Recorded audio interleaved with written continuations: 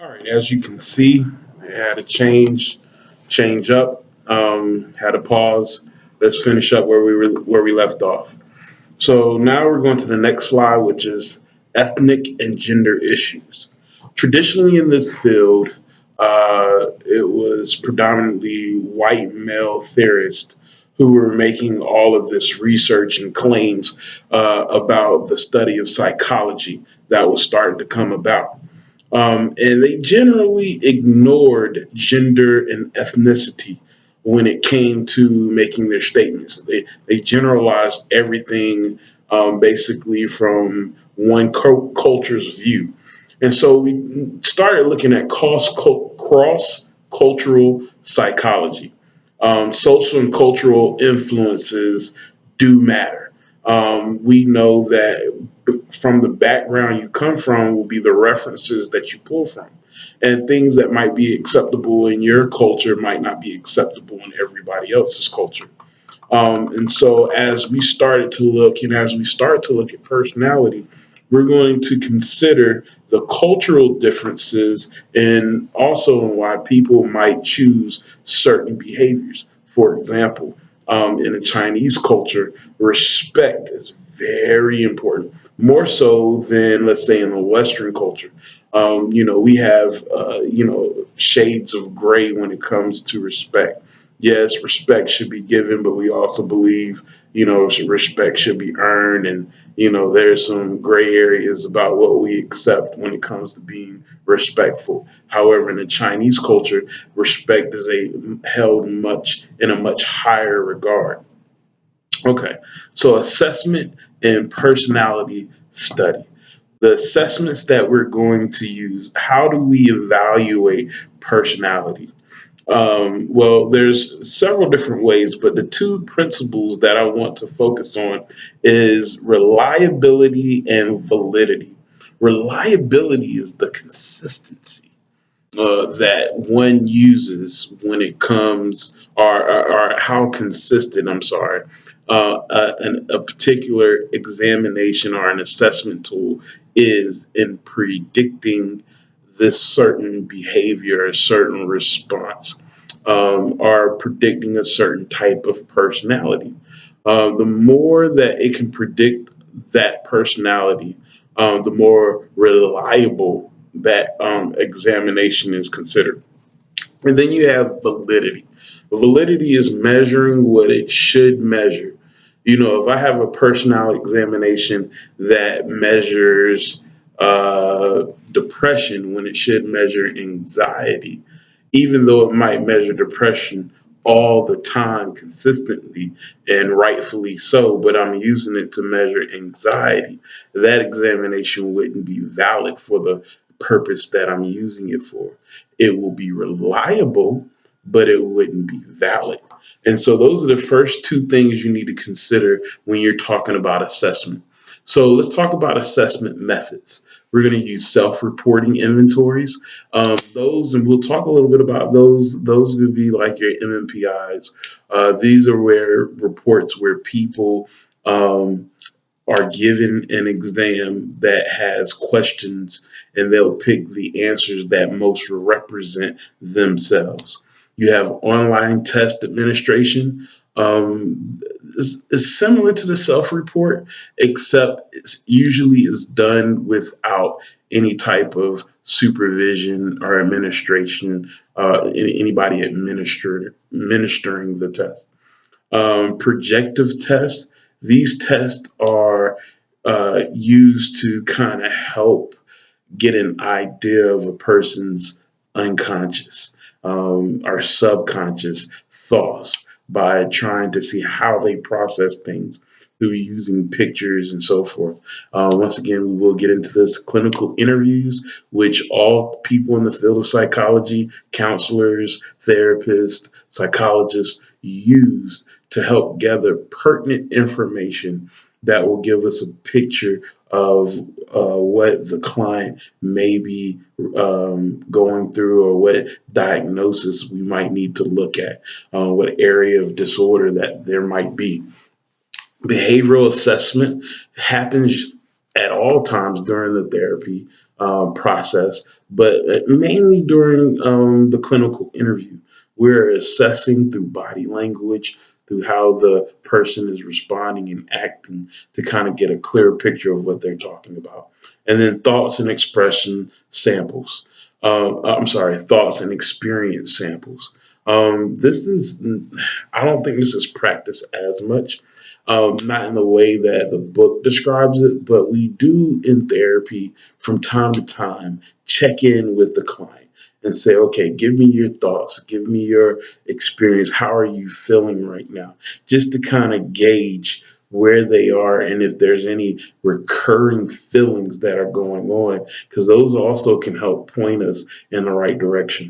I've always taken the approach of being eclectic when it comes to the approach of understanding the person, the client that is in front of you. You never want to get so caught up in one aspect, one theory, one technique, or one approach, because you want to be able to reach that client in multifaceted ways. So let's talk a little bit about self-report inventories. There's two major ones that are used a lot, which is the Minnesota Multifaceted Personality Inventory and the California Psychological Inventory. Both of these are used. They're questionnaires. There's usually about 200 questions that they have to answer. These questions would be a good example of a question would be, I often feel sad when nobody's around, and you'll say, I often feel sad, or I often feel happy, I often feel okay, or blah, or it could be sometimes, always, never, always, things like that. And you'll just kind of go down that inventory and check off.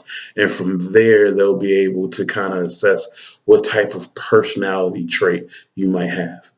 Okay, so advantages to the self-reporting inventory is very objective. The scoring is based off of your response, and you're not influenced by any. We try not to influence your response because you get to read the questions yourself and answer those questions as honestly as you possibly can.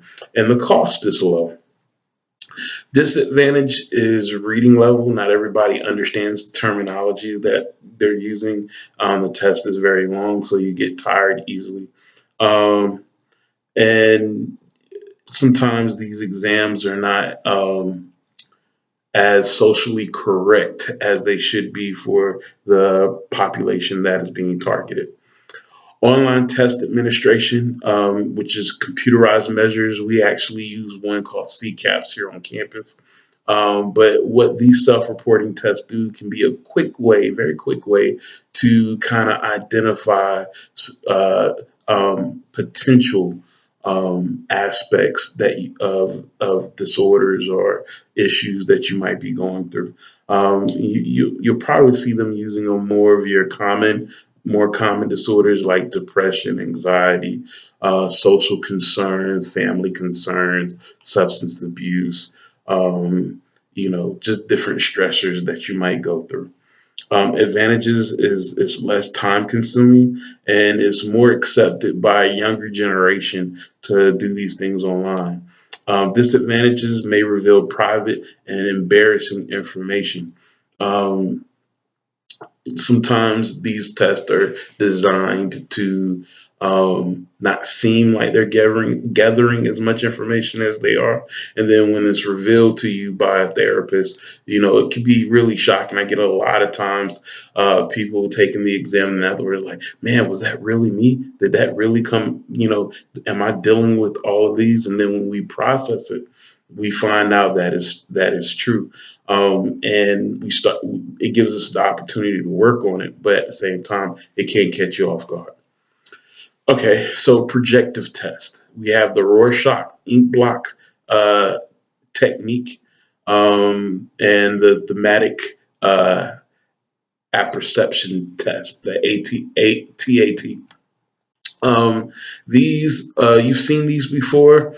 In the Rorschach, it's that ink block. you'll see kind of a splatter on a piece of paper, and you're kind of asked to explain what you see. Whereas the TAT, you're given a picture. You can see this in your book of a scenario. There's no design in the scenario. It might just be a picture of two people, and then you're asked to tell a story. And what this does is it gives us insight because you have to pull from your experiences to explain or identify these items that really are void of any type of direction. They're not giving you any direction. It's really you looking at pictures that don't really have any meaning, and you're making meaning out of them. So you're pulling from your subconscious. It's a very useful tool. It gives unique scientific value, but is very low in reliability and validity because you're basing it on people's imagination. Clinical interviews. You ask questions from past, present life experiences, social and family relationships, reasons for seeking psychological help. It helps focus the grand picture of what you're looking for and where the issues might have started. But once again, it is as strong as the client is as far as understanding. A lot of time you have to help clients explore before they really know why they're here, what they want, what they're trying to accomplish. Behavioral assessment, like I said, is done during the clinical interview, and these little nuances help us see a little, it's kind of like playing poker, for example. You know how they say in poker you have a tell, something you give away to let people know either you're having you're feeling anxious or you're feeling relaxed. So as therapists, we look for these little nuances and behavior to help us guide whether or not a client is really opening up, really being honest. Does that emotion responds to what is being talked about? Once again, it's less scientific. However, it gives valuable insight. And then we talked a little bit about thoughts and experiences sampling. And that's just while you're going through the clinical interview, while you're going through the counseling session. We want to check up on you every once in a while, try to see if your feelings are matching up, are consistent with the situation, the story, the things that are going on in your life at that time. Okay, so let's talk a little bit about ethnic and gender issues in assessment. Um, Over time, this has changed a lot. But here's some generic or general ideas of issues that certain populations deal with. For example, women have higher depression and social concerns, and they're low in assertiveness. So usually the issues they come in is anxieties about needing to address issues that are important to them, and they usually are really high with depression. African Americans are usually high on depression, low on trust, and have feelings of hopelessness. This is true. I've seen this a lot with African Americans. Is even when coming for help, there's really a big deal about trust. If trust is not established early in the session or early in the meeting with a new client, you really have a hard time. It's like climbing up a hill, a hard time being able to address their core issues because of a lack of trust. And then when trust is broken, it's hard to regain it as well. Hispanics, high collectiveness are they have a high area in post traumatic stress symptoms following injuries and low seeking mental health treatment. I like what the book talked about when it comes to why this may be. A lot of times it could be cultural, but in some aspects, Hispanics would be more likely to talk to a friend than, let's say, talk to a counselor because they are used to having a tight knit community.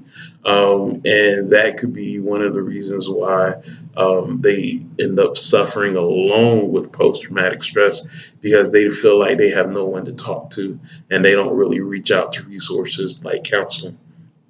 Asians, low assertiveness and optimism, and they low seeking in seeking mental health treatment. I haven't really dealt with a lot of Asians in their community. The few that I have dealt with seem to have rituals as a part of, certain rituals, even if it wasn't really beneficial to them, that really led why or how they felt to how to correct their issues. So, if they're having problems with the family, basically just be obedient because they have a big issue with respect. So if they want to correct a problem that maybe is going against family wishes, is just be obedient and everything else will work itself out. Continue with cross cultural assessments. Potential problems is communication, communication style. When you're running these assessment tools or you doing assessments, you might miss or misinterpret things because of a slang or colloquial expressions that you might not be familiar with.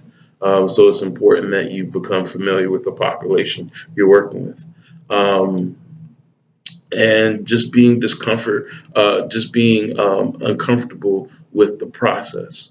So those are things that you need to understand could be potential problems. Okay, so the personality research methods, the way that we start studying personalities.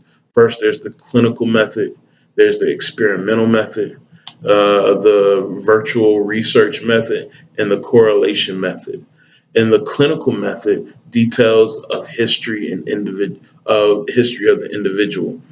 So once again, anytime you hear the word clinical, it's going to be self-report, most likely, or it's going to be gathering background information. So you want a detailed history of the client. It gives you more information, but it's subjective, and it's kind of based on single view, the person's view, and it's usually done through either tests, interviews, or analysis, like dream analysis. Now, the experimental method is determined by factors, the effect of a variable of or events on behavior, kind of like a cause and effect. So you always have to have an independent variable and a dependent variable. So an independent variable is the variable that will be manipulated, the variable that will be studied. The dependent variable is the variable that's well, I'm sorry. Let me restate that. Okay, so the independent variable is the one that's going to be manipulated. The dependent variable is the one that's going to be measured. They both are going to be studied, but the measure is going to be on the dependent variable. So let me give you an example of how this might look. So let's say I wanted to see if dogs become more angrier with angry owners. So are dogs more aggressive when they have aggressive owners? Okay, so would be the dependent variable are dogs. We would not manipulate dogs in any way. What would be manipulated would be the owners. Okay, so we would have some positive owners, and then we would have some negative owners. The dogs would be the same. We would get the dogs from whatever wherever batch, but we would make sure that the sample represent a whole variety of dogs from the same batch, same area, maybe from the same kennel. We would get all the same types of dogs, just to kind of make sure we lower any chances of any variables that would be manipulated unintentionally. And then we would manipulate the adults. We would find some adults that we would say you need to be aggressive. When you find some adults where you say you need to be nice and sweet, and then we would study the response of the dog, which is the dependent variable, the variable that is being measured.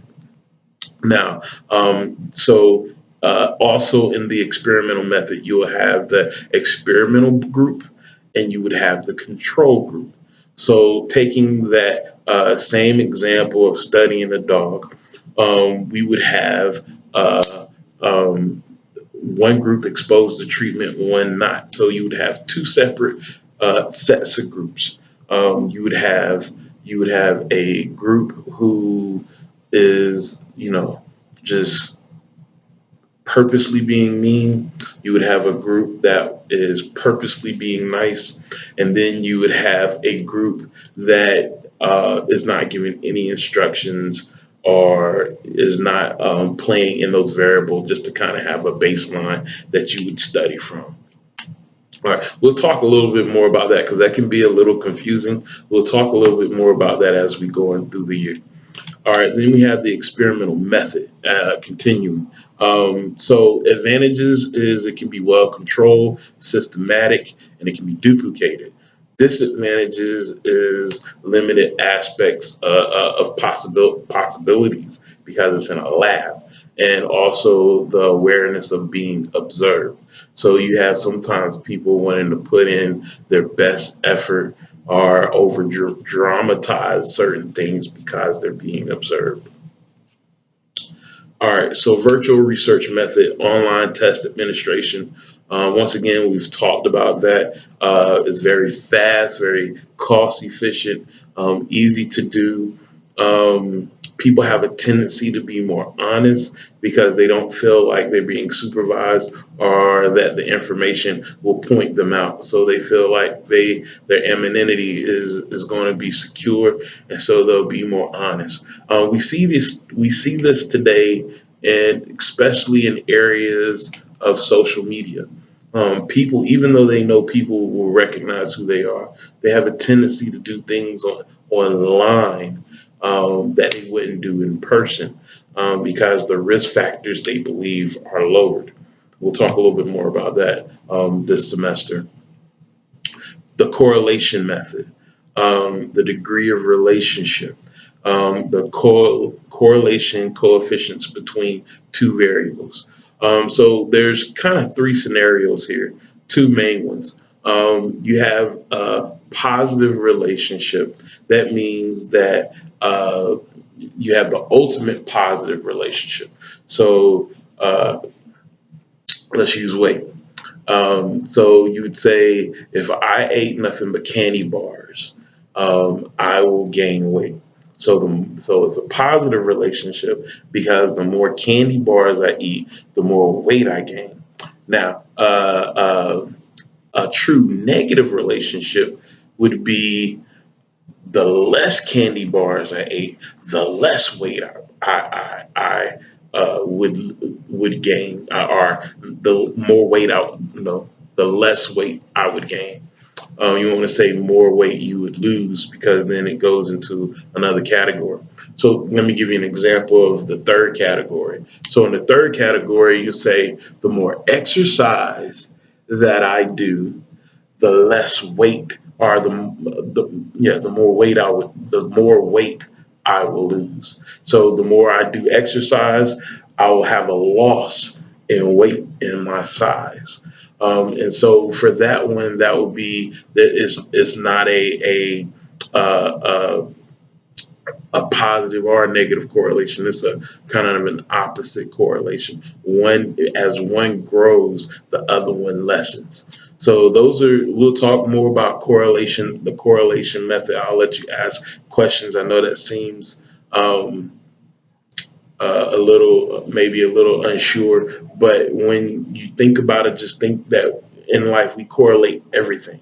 We correlate If I get better sleep, I'll make better grades, which would be a positive correlation. Or we might say, if I avoid this person, I will be happier, which would be the mix of correlation. Or a negative correlation would be, just because it's negative doesn't mean that it's a bad thing.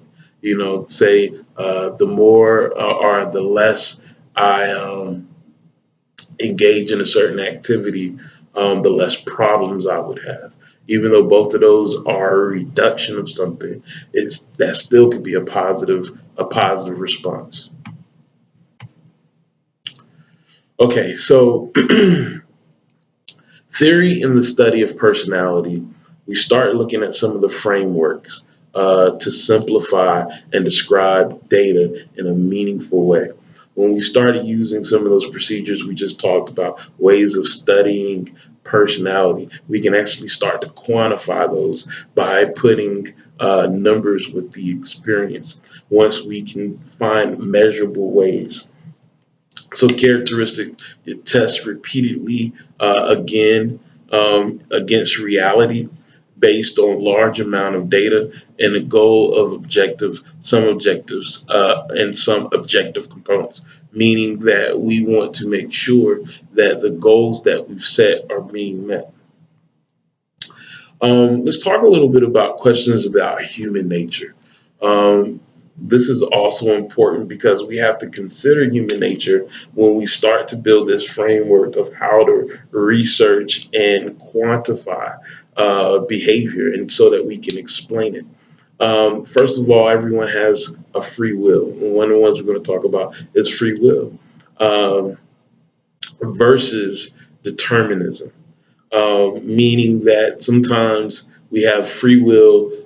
We can choose whatever we want to. Sometimes we are impressed to go in the direction that we're going. The nature versus nurture argument, which is, is our nature, is it biological that we choose the things that we do, or we like the things that we like, or is it through nurture, through our environment? Past and present. How much does our present or our past affect our behavior? Unique or universal? Are we unique, or is personality universal? We just are going to fall in one of those categories. Satisfaction or growth? What is our ultimate goal? Is our ultimate goal to be satisfied, which that means you come to a place that you feel complete, or is it growth? Is that a place that you are constantly trying to obtain and gain more insight? It says as long as you're alive, you have the potential to grow and learn. And then optimism or pessimism, which either are you looking at life as a positive experience or a negative one? How do you view life around you? These are all questions that we have to explain when we start to think about quantifying behavior, personality. We have to consider human nature. We're moving through this pretty quickly. I think we're almost done. Ethnic and cultural influences. We talked a lot about ethnic and cultural things, but we're talking about influences now. Influence, image of human nature.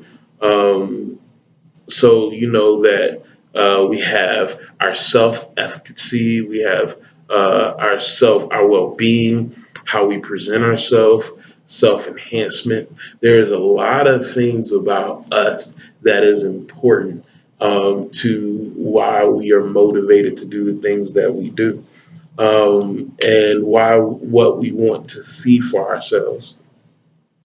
In this aspect, you want to focus on your personal freedoms, your personal self. Um, as a collectiveness, though, you want to look at the value of being in a group.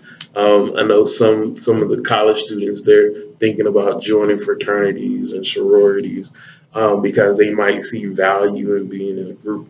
But you also want to encourage people to be focused on their own personal strengths as well.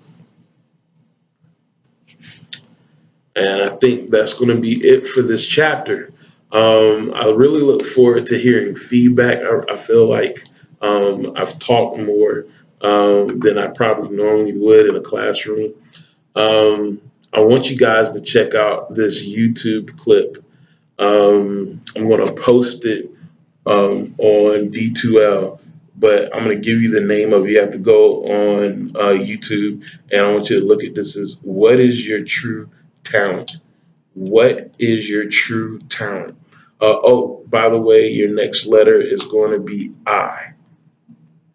Next letter is I.